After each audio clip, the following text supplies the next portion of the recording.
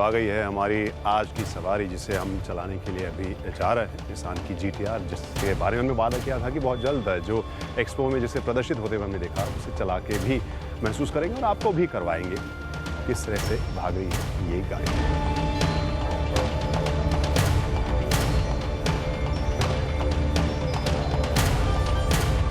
तो अब GTR को चलाने की बारी आ गई है। वक्त कम है, लेकिन कोशिश करते हैं कि इसी कम वक्त में इसके एक्सपीरियंस को थोड़ा आप तक पहुंचा पाए हम रफ्तार।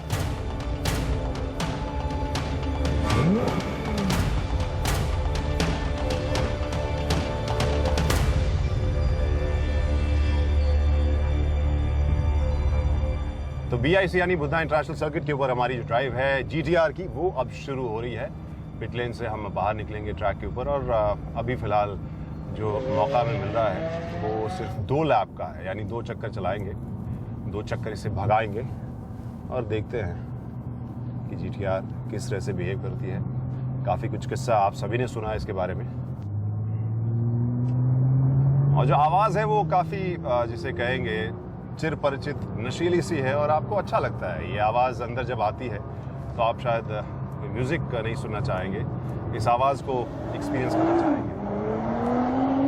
बहुत दिन के बाद हम BIC के ऊपर ड्राइव कर रहे हैं, और पहली बार ऐसा मौका है जब मैं एक GTR को यहाँ पर चला रहा हूँ, निसान की GTR।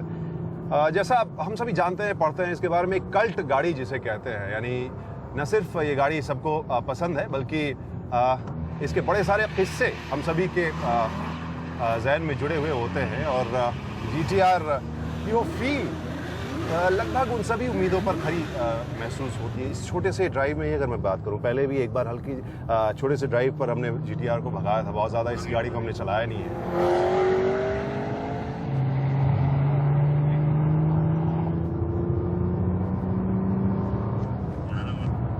तो ये हमारे पहले लैप के अब ख़त्म होने का लगभग वक्त आ रहा है, और एक और लैप हमारे पास बचा हुआ है।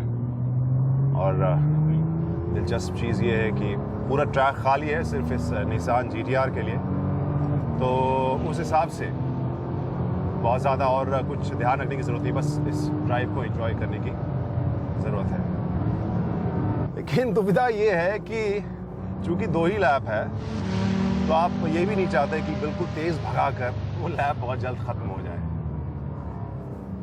लेकिन जब तक आप एक GTR को इस ट्रैक के ऊपर पूरी तरह से तेज़ नहीं भगाएंगे, तो फिर GTR का असली मज़ा कहाँ से आएगा।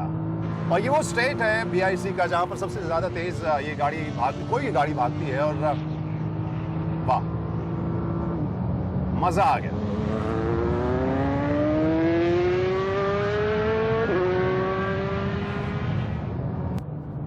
तो अब मैं दूसरे लैप में हल्का हौले हौले चला रहा हूँ। तब तक आपको बताता हूँ कि इस GTR के तकनीकी आंकड़े क्या बताते हैं।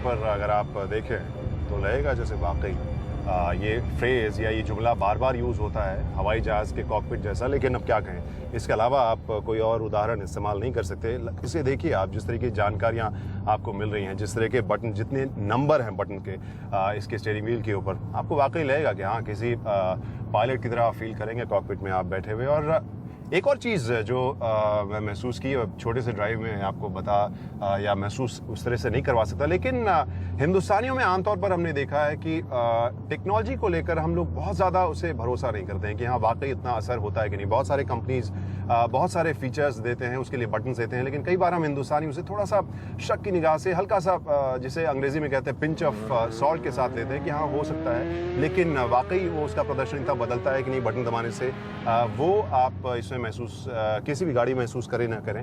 लेकिन यहाँ पर जो बताया गया है, जिस तरीके से GTR में आप बटन दबाते ही जो कैरेक्टर है, जो इसकी ताकत का जो जिसे बंटवारा कहेंगे अलग अलग पहियों में, जिससे कि ये बेहतर तेज़ और ज़्यादा संतुलित हो ट्रैक के ऊपर, उन सब का असर आपको देखने को महसूस होता है जब भी आप उन बटन्स का इस्तेमाल करें। तो टेक्नोलॉजी का इस्तेमाल इसमें काफ़ी ज़्यादा किया गया है, जिससे कि GTR एक ऐसी स्पोर्ट्स कार बन सके जो रेस ड्राइवर ना भी हो, वो भी इसे एक रेस ड्राइवर की तरह चला सकता है। तो टेक्नोलॉजी का ख़ास रोल है इस GTR को इतने प्रचलित गाड़ी या इतनी लोकप्रिय गाड़ी बनाने में। दुख की बात यह है कि अब दूसरा ये लैप हमारा था और वापस हम पिट में जा रहे हैं। और जितनी भी हमने धीमी गाड़ी चलाई, हमने सोचा कि शायद ज़्यादा वक्त मिले लेकिन दूसरे लैप में, लेकिन अब वो वक्त है ख़त्म हो गया है और हम यहाँ आ गए हैं पिट लेन में।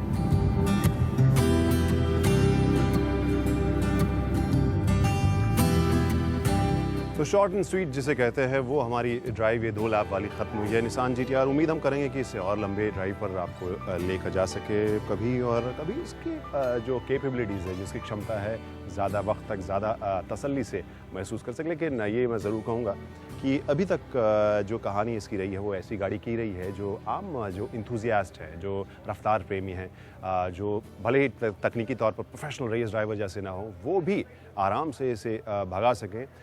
निसान की ये GTR इसीलिए नामी है।